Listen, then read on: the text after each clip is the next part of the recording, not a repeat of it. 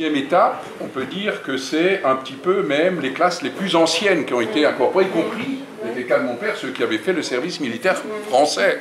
Ceux qui leur posaient, ils ont résisté d'ailleurs beaucoup à cause de ça, en disant vous voulez qu'on prête serment au Führer alors qu'on a prêté serment à la France, ils ont fait tout ce qu'ils purent. Bon.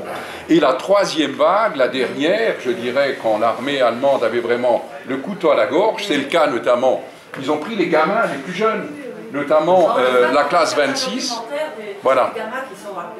Voilà, donc à la fin de la guerre et donc au début de l'année 44, on a incorporé 2 forces, notamment près de la moitié de la classe 26, donc des gamins qui avaient 17 ans, qui vont avoir 18 ans au courant de l'année 44, dans la division d'Astreich. Et donc, voilà. Voilà, voilà. Et donc, vous voyez, en 42, c'est le principe. Mais au fur et à mesure, on incorpore des classes supplémentaires. Au total, tenez-vous bien, 21 classes d'âge. 21 classes d'âge. Sur 100 000 Alsaciens incorporés de force, c'est 10% de la population. Grand-mère et nourrissons compris. Toute la jeunesse, 21 classes d'âge, qui a été sacrifiée.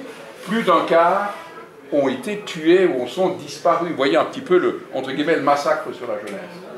Avec en contrepartie, évidemment, comme beaucoup essayaient de fuir, Richard l'a évoqué, on a sorti, je n'ai pas la date exacte, mais tous les ouvrages le mentionnent, ce qu'on appelle le Siebenhaftgesetz, c'est-à-dire le gars qui s'évadait prenait déjà des risques personnels extrêmement élevés.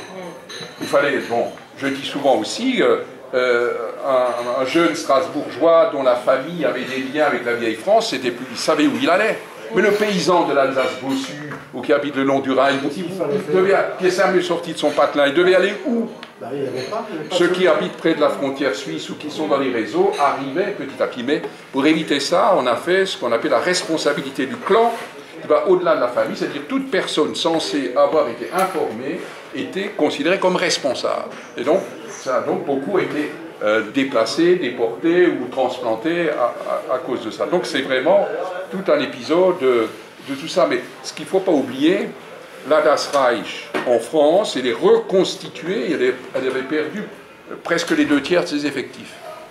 Parce il y avait encore une partie des cadres, on peut dire une bonne moitié de cadres, mais pour les effectifs de la troupe, sur les 18 000 hommes à peu près de la division reconstituée en France, il y avait à peu près 4 ou 5 000 qui étaient des vétérans de Russie. Donc tout le reste, c'est du tout venant. Ben oui, il y avait n'importe quoi. Il y avait aussi d'autres incorporés, plus ou moins de force, d'autres régions, mais les Alsaciens, c'est clair, c'était des incorporés de force. C'est dommage que finalement, ce fameux reportage sur Arte...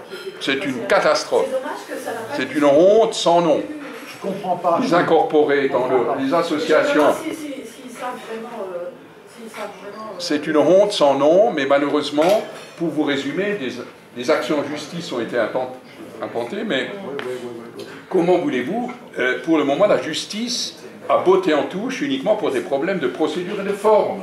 Elle n'a jamais jugé le fond. Elle dit, bon, bah, finalement, dire que, etc., c'est comme on dit, les Corses sont paresseux. Bon, les Corses, je sais que j'adore les Corses.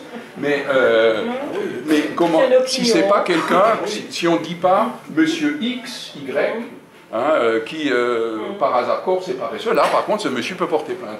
Par contre, des associations qui défendent des incorporés de force me disent mais où est le préjudice finalement et le moral, c'est la liberté d'expression, etc., etc. Donc pour le moment l'affaire est toujours en pendant. Mais elle n'a jamais été jugée sur le fond, et je ne me fais aucune illusion. On en touche comme d'habitude. Oui, moi, ce qui brouille un peu les pistes, c'est qu'il y en avait certainement qui étaient contents d'être avec les Allemands et d'autres qui la division. Ben oui, la division Charlemagne a existé, hein. Ce n'était pas des Alsaciens. Les derniers défenseurs du bunker de Hitler, ce n'étaient pas des Alsaciens, ni des Allemands. Oui, enfin là, je crois qu'il faut le dire, hein, il faut dire, mais il y a eu des collabos de l'autre côté, des partisans. Forcément. Il faut le dire, ça. On ne le dit pas suffisamment. Non, moi, ce qui m'énerve, c'est Michael Prazan, qui a fait ce film. Il faudrait connaître son CV. Je ne connais pas son CV. Mais si c'est un historien, je me demande où il a fait ses études d'histoire. Parce que, écoutez, je suis un historien de formation. Je ne veux pas en dire c'est rigoureux tout de même comme enseignement, je suis désolé. Bon, il a un cursus familial un peu tragique. Oui, d'accord.